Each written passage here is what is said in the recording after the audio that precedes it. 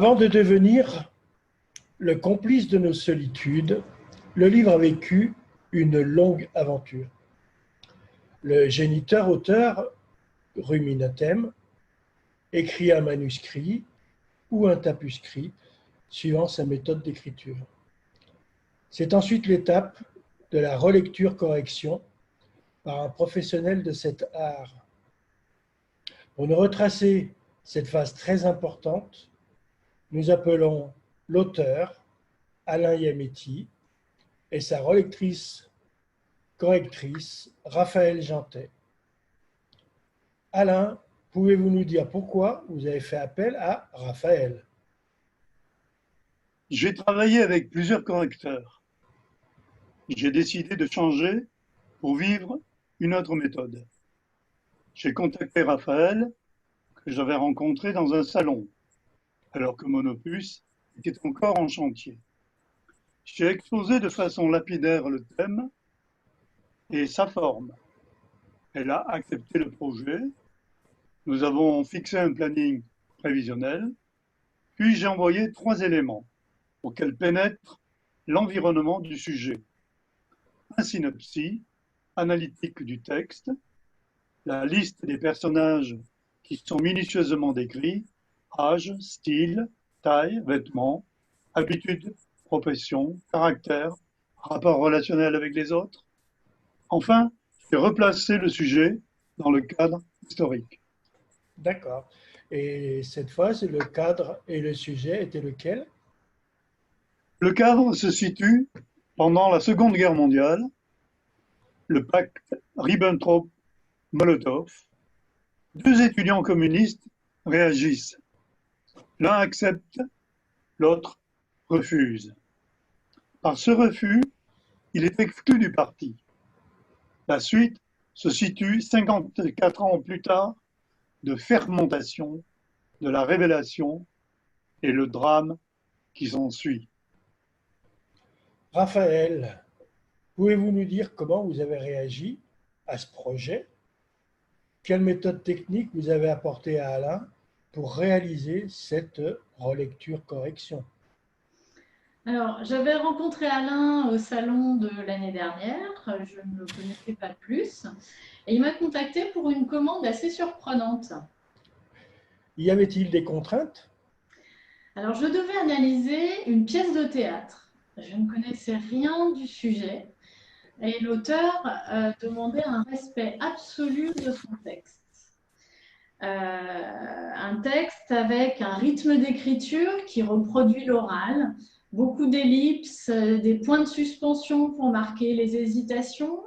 Il cassait ses phrases avec des ponctuations. Ces personnages avaient des réactions atypiques et il proposait une mise en scène charnelle avec beaucoup de tension. Donc, je vais proposer une première lecture pendant laquelle je ne corrige rien. J'interpelle seulement. Au fil des lignes, je questionne sur plusieurs niveaux. Le sens exact d'un mot, le rythme d'un paragraphe, un contresens structurel. Et l'auteur pouvait ensuite reprendre son texte, le corriger, adapter, réécrire ou garder la version initiale. Donc Alain, comment avez-vous vécu ce retour qui au fond ne fait que vous placer devant vos hérésies et vos contradictions? C'est exactement ce que j'avais demandé. Il était hors de question que le correcteur prenne la main. Dans ses interventions, dans la plupart des cas, tous les correcteurs arrondissent le texte pour qu'il séduise au mieux à la fois l'éditeur et le lecteur. Je pense que seul l'auteur est maître de son texte.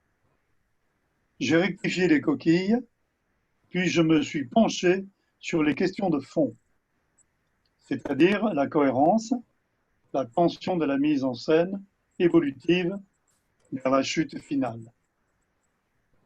Donc Raphaël, il y a donc eu plusieurs étapes d'échange, je présume, entre la première lecture et la dernière où vous arrivez au texte final. Effectivement, Toutes les communications se sont déroulées à distance, par mail ou par téléphone sur certains points de détail. Je lui ai fait la remarque que l'un des personnages restait très longtemps sur scène, qu'il avait également, il était à mon sens un peu trop iconoclaste. Et il m'a semblé que l'on pouvait synthétiser, densifier son intervention. Je lui ai suggéré de lire son texte à haute voix. Et Alain a fait beaucoup mieux. Il l'a lu à haute voix, mais il l'a enregistré, il l'a réécouté. Et pendant 3 semaines, il a retravaillé l'intervention de ce personnage, ce qui l'a amené à remanier les enchaînements, et cela sur 2 actes. D'accord. Alain, quelle fut votre réaction à la proposition de Raphaël? Lire le texte à haute voix, l'hypothèse que vous avez transformée en enregistrement? Oui, j'avais l'habitude d'enregistrer mes textes puis de les corriger à l'écoute. Mais dans ce cas, Raphaël connaissait le texte ancien. Elle pouvait le comparer au nouveau texte. Nous pouvions ensemble infirmer ou valider la nouvelle mouture, ce qui permet facilement d'accepter de mettre à la corbeille le texte éliminé, un crève-cœur. Ah, sûrement. Donc, Raphaël, quelle fut la suite du programme entre vous et Alain? Alors, Alain a repris l'ensemble de son texte pour le rééquilibrer, analyser la cohérence, la justesse des enchaînements.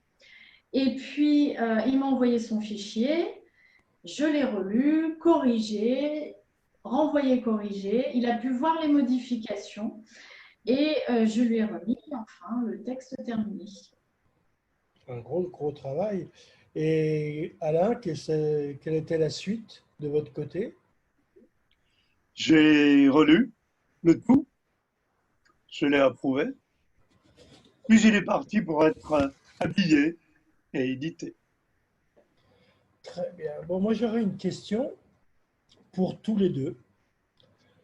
À votre avis, quelle est la plus grande difficulté, la plus importante que l'on rencontre dans une relecture-correction? Raphaël?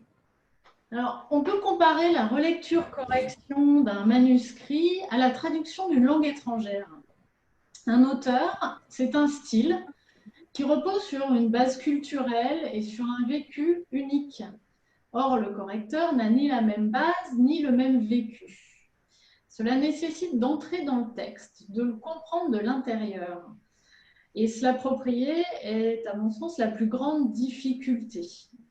Les corrections ne doivent pas dénaturer la pensée de l'auteur. Pour cette raison, je procède par étapes successives. Après la première relecture, que j'appelle aussi un diagnostic, je propose toujours plusieurs niveaux de correction finale à l'auteur.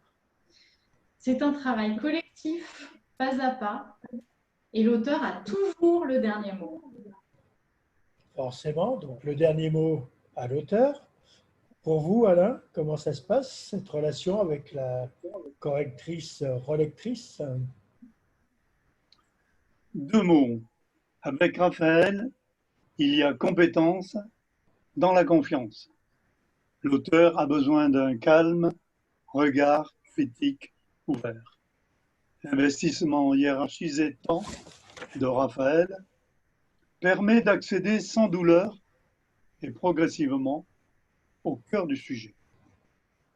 Ce que j'écris est-il cohérent, juste, original, précis, nouveau? Avec Raphaël, le dialogue est possible. Mon prochain opus à corriger lui sera proposé. Très bien, vous avez du travail, Raphaël. Et bien, écoutez, merci à tous les deux et rendez-vous au prochain salon. J'espère qu'il ne sera pas virtuel cette fois-ci. Au revoir. Au revoir. Bye bye.